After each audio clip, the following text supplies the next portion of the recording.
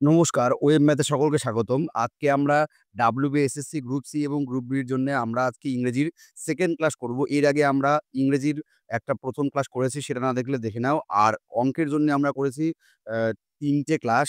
আর জিকের জন্যে আমরা একটা ক্লাস করেছি। তোমরা যারা দেখোনি সেগুলো দেখতে পারো। তো চলো আজকে শুরু করি। দেখো ১ম প্রশ্ন তোমাদের ইংরেজির কি বলেছে? এরকমই প্রশ্ন তোমাদের ক্লার্কে মানে গ্রুপ সি তে এবং গ্রুপ বি তে কিন্তু থাকবে। কি বলছে? "You have cleared the dash examination, have not you?" ঠিক আছে? এবার দেখো এখানে কি হতে পারে? এবিলিটি আছে, এন্ট্রান্স আছে, কনক্লুশন আছে আর ফ্রিকোয়েন্ট আছে।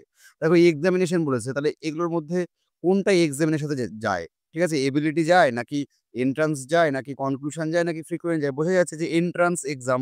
এক্সাম কথাটা এই একমাত্র এন্ট্রান্স এর সাথেই যায়। ঠিক আছে? এটা গেলেই একটা মিনিংফুল ওয়ার্ড এখানে হবে। তাহলে সঠিক উত্তর কত হবে? সঠিক উত্তর এখানে হবে হচ্ছে অ্যান্সার বি। ঠিক আছে? এখানে কত হবে অ্যান্সার? অ্যান্সার আমাদের হবে হচ্ছে এখানে বি। ঠিক আছে? নেক্সট চলো আমরা নেক্সট করব। নেক্সট হচ্ছে আমাদের ২ নম্বর। ২ নম্বর দেখো কি বলেছে যে, "Despite his pleas, he she looked dash his insincere apologies" ঠিক আছে? যে তার অনেক অনুরোধ সত্ত্বেও হুম, তার যে তার যে হচ্ছে অনুরোধ সেটাকে উপেক্ষা করা হলো। ঠিক আছে? তো এটা এখানে একটা আমাদের এটা looked এর সঙ্গে একটা প্রিপোজিশন বসিয়ে আমাকে একটা ফ্রেজাল ভার্ব তৈরি করতে হবে। তাহলে looked on হবে নাকি looked to নাকি looked around নাকি looked through, ঠিক আছে? তো এখানে সঠিক উত্তর হয়ে যাবে। এটা না জানলে হবে না যে look through, ঠিক আছে? look through মানে হচ্ছে আমাদের কোনো কিছু ইগনোর করা। কোনো কিছু আমরা যদি ইগনোর করি সেটাকে আমরা বলব looked through, ঠিক আছে? তাহলে এটা সঠিক উত্তর কি হবে? এটা সঠিক উত্তর হবে looked through মানে হচ্ছে ইগনোর করা। যে সে অনেক অনুরোধ করল কিন্তু আমি তবুও তার যে অনুরোধের যে অ্যা চিঠিটা বা সেটাকে আমি ইগনোর করে দিলাম। ঠিক আছে? এটা হয়। অনেক কর্পোরেট ওয়ার্লড এ এরকম হয়। ঠিক আছে? সেটাকে এখানে আমরা প্রকাশ করলাম কি দিয়ে? looked through দিয়ে। ঠিক আছে? নেক্সট চলো।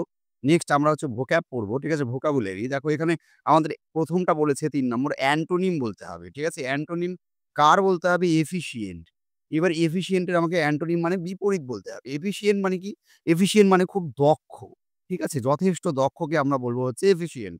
তাহলে এর আমাকে অ্যান্টোনিম বলতে হবে। তাহলে এক্সপার্ট মানেও কি দক্ষ। ঠিক আছে? কমন তো হবে না। ক্লেভার মানে চতুর। আর আইডেল মানে কি? আইডেল মানে হচ্ছে অলস বা যে কাজ-টাজ করতে চায় না বা যে কাজ পারে না। সেটাকে তাকে আমরা কি বলবো? আইডল বলবো। তাহলে এটার অ্যান্সার কি হবে? এটার অ্যান্সার হয়ে যাবে এফিশিয়েন্ট এর মোস্ট অ্যাপ্রোপ্রিয়েট অ্যান্টোনিম কি হয়ে যাবে? আইডল হয়ে যাবে। ঠিক আছে? নেক্সট চলো।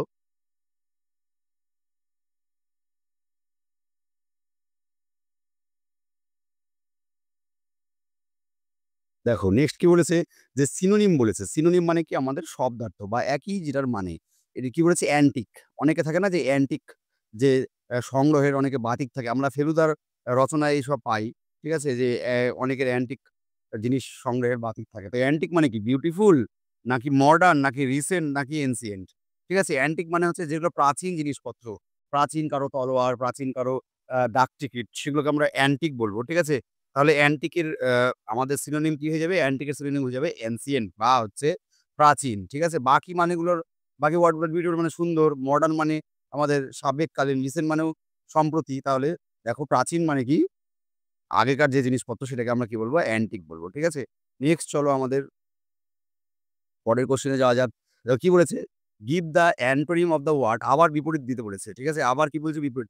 অ্যামেচিওর। ঠিক আছে? অ্যামেচিওর মানে যে হচ্ছে সবে কাজ শুরু করেছে। ঠিক আছে? যে সবে কাজ শুরু করেছে, কাজ ভালো জানে না। ঠিক আছে? অদক্ষ। তো তার হচ্ছে এখানে আমাকে অ্যান্টোনিম বলতে হবে। ঠিক আছে? এখানে অ্যাপ্রেন্টিস, অ্যাপ্রেন্টিস মানেও যে শিক্ষানবিশ, নোভাইস মানেও সে কাজ শুরু করে, লার্নার মানেও যে মানে শিখছে, তাহলে একমাত্র কি আছে এখানে? প্রফেশনাল। প্রফেশনাল মানে কি? যে অনেকদিন কাজ করে এক্সপার্ট, তাকে আমরা কি বলব? তাকে আমরা হচ্ছে প্রফেশনাল বলব। এক্সপার্ট, ঠিক আছে? তাহলে এক্সপার্ট এটার অ্যান্সার হবে। তাহলে এর অ্যান্টোনিম কি হবে? এর অ্যান্টোনিম হয়ে যাবে হচ্ছে আমাদের প্রফেশনাল বা এক্সপার্ট, ঠিক আছে? নেক্সট চলো এগুলোই কিন্তু তোমাদের আমাদের গ্রুপ সি এবং গ্রুপ ডি তে এরকমই থাকবে। থাকতে হবেই। ঠিক আছে? নেক্সট দেখো এখানে ৫ নাম্বারটা ৬ নাম্বার হবে। ঠিক আছে? কি বলছে? Give the antonym of the word sleek. Sleek মানে হচ্ছে আমাদের মসৃণ। ঠিক আছে? মসৃণ। তাহলে স্লিক মানে যদি মসৃণ হয়, আমাকে বিপরীত বলতে হবে। কি বলতে হবে? বিপরীত। তাহলে দেখো এখানে ডাল আছে, ইজি আছে আর ফ্ল্যাট আছে।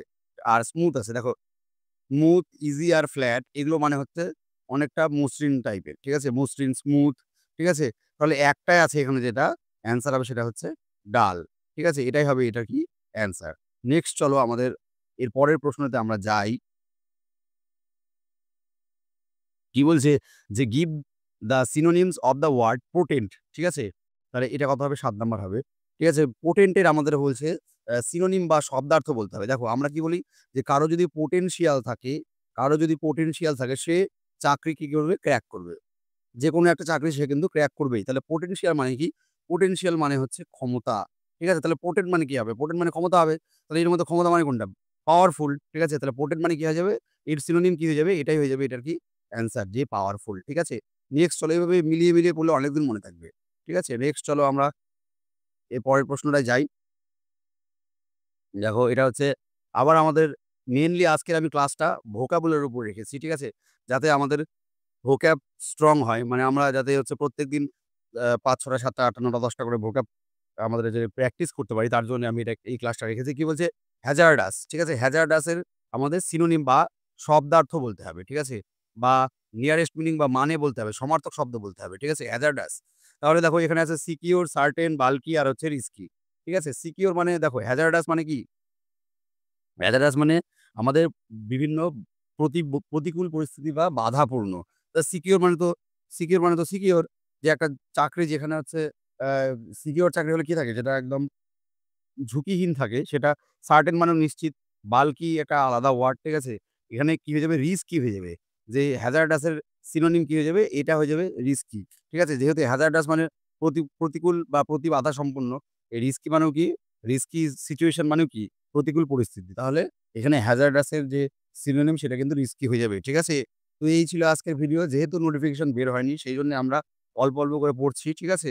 নোটিফিকেশন বের হলে আমরা আরো বিস্তারিতভাবে পড়ব। তো ততক্ষণ পর্যন্ত ভালো থাকবে যতক্ষণ পর্যন্ত না আমরা আরেকটা ভিডিও নিয়ে আসবো। ঠিক আছে? সকলে শিখতে থাকবে আর সকলে